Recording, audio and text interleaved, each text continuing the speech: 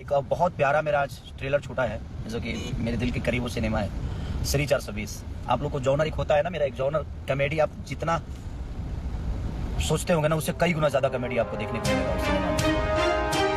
खेसारी लाल यादव और पवन सिंह मचाने वाले हैं भोजपुरी इंडस्ट्री में फिर से तबाही।